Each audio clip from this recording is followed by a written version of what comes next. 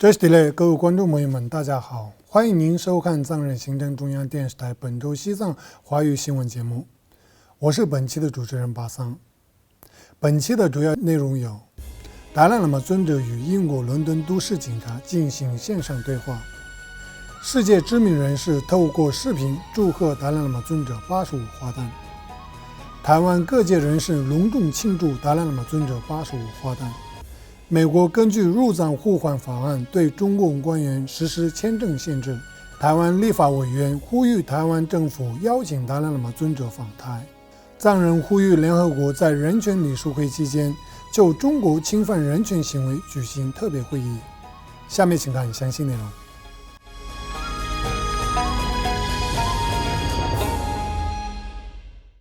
西藏精神领袖达赖喇嘛尊者于本周三7月8日透过网络向英国伦敦都市警察局警察和工作人员进行简短的演讲。达赖喇嘛尊者在当天的对话活动上回顾了西藏与英国间的亲密关系，并指出人类所面临的暴力等负面影响是由内在情绪所致，因此当前人类更加需要关注如何推广慈悲与倡导非暴力理念的内在价值。尊者还对刚踏入警察职务的警员们提供建议时指出，当警员们面对需要处理暴力事件时，应该根据当时的实际状况处理，但更重要的是面对犯人要持有一个真诚与慈悲的心，因为除此之外难以找到其他办法制止对方的行为。1000多名伦敦城市的警察和工作人员透过视讯参加了当天的对话活动。另外，达赖喇嘛尊者因国际佛教联盟的祈请，于7月4日透过网络在该联盟与印度文化部联合举办的纪念佛陀释迦牟尼出转法轮日活动上致辞，强调学习佛法才是真正保护佛法的最佳途径，唯有如此才能使佛法更加兴盛。另外，慈悲之主圣尊观世音菩萨化身、世界和平导师、西藏伟大的第14世达赖喇嘛尊者85花诞之际，为了赞颂达赖喇嘛尊者为人类的和平与和谐做出的贡献和伟绩，来自世界各地的85位领导人、知名人士、宗教领袖和支持西藏人士等，通过视讯信息向达赖喇嘛尊者献上生日的祝福。该视频在藏人行政中央举办官方庆典活动上播放。达赖喇嘛尊者也于7月6日早晨在他的官邸观看了这部生日的祝福视频。在当天的庆祝活动上，藏人行政中央司长罗桑森格致辞时指出，感谢达赖喇嘛尊者带领西藏人民度过了最黑暗的时期，并通过健全的民主制度让西藏流亡社区成为世界上最成功的难民社区之一。司长还宣布从2020年7月1日至2021年6月30日为感恩达赖喇嘛尊者年，并进一步敦促世界各地的藏人和支持者以他们自身的能力发起活动，提高人们对尊者4项使命的认识。而西藏人民议会议长白马琼内宣读议会对达赖喇嘛尊者85花诞致辞时指出，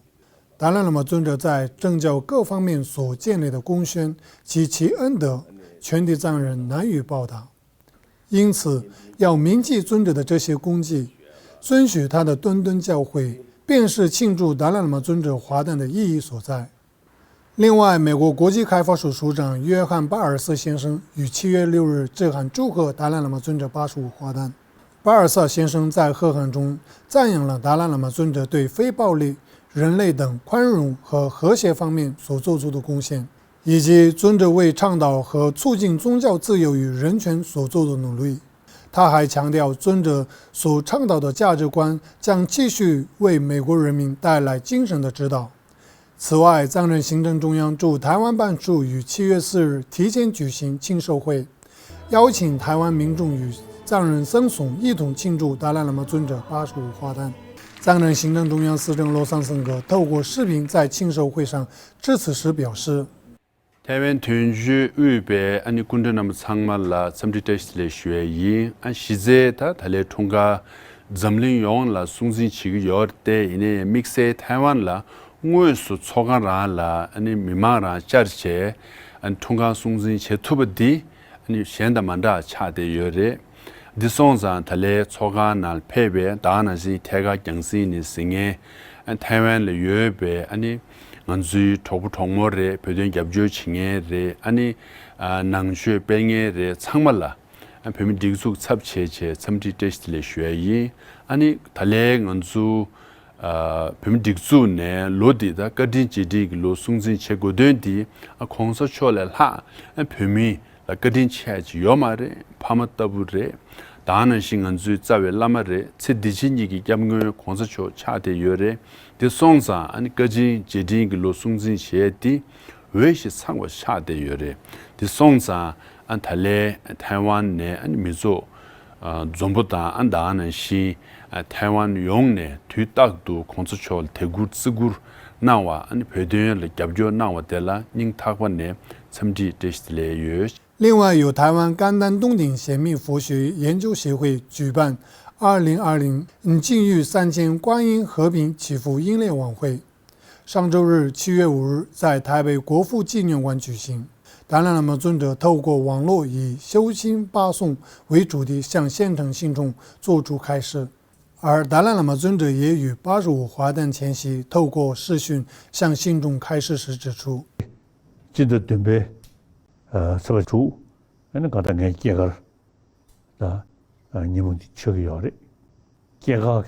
다 뒤진전에 지 레디 자고를 쏴야 되더라디 다 아다 내양 그 용들 돌아지는 인도 뭐가체 에네다 가다 개인이 개가래야 찬저 아니 뭐니 에네 지금 용실이야 지금 동라지 즉 장투나 셔서와 대양아 배지 가서래 경제 배지 유 제네식 통모임ben 저유도 지기 차대요。与此同时，藏人行政中央驻北美办事处于尊者85华诞之际，组织了一场视讯直播庆祝活动，包括国际宗教自由大使萨姆·布朗贝克、美国国家民主基金会主席卡尔·格什曼、加拿大国会议员阿里夫·维拉尼等政要，以及藏人行政中央司政罗桑森格和驻北美办事处代表欧洲次人透过网络参与庆祝活动。与会者相续发言，感谢达赖喇嘛尊者为人类和谐与和平方面做出的贡献。此外，美国国务卿于本周二7月7日发表声明指出，中国持续阻扰美方进入西藏自治区和其他藏区，造成双方待遇不对等，因此将根据2018年入藏互换法案对中共相关官员施加签证限制。美国国务卿麦克·蓬佩奥在周二发表的一份声明中表示，鉴于西藏持续遭到中国侵犯人权，以及北京当局未能有效防止亚洲主要河流上游源头的环境恶化，使西藏地区的稳定越来越严重。蓬佩奥先生还在声明中表示，不幸的是，北京继续系统性地阻扰美国外交官和其他官员、记者、游客前往西藏自治区和藏区其他地区，而中国政府官员和其他公民享有更多进入美国的机会。司政罗桑森格对此表示，对中国政府官员的签证限制是美国发出的正确信息。司政在本周三接受印度共和国电视台的采访时提起这一信息，他表示，中共官员认为他们在西藏侵犯人权的行为不会受到任何惩罚，但是现在被证明这是错误的。希望美国政府采取行动，让这些中国官员及亲属都将受到制裁。另外，在达赖喇嘛尊者85华诞当天，英国国会议员兼国会跨党支持西藏小组主席蒂姆·劳顿在英国国会中介绍了英国版入藏互换法案。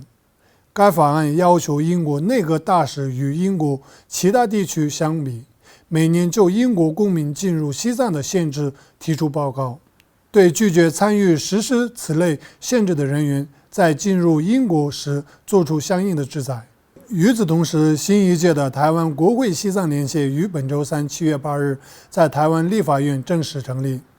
担任该连线主席的林长佐委员指出，台湾国会西藏连线的成立将促进台湾与藏人社区之间连续与友谊，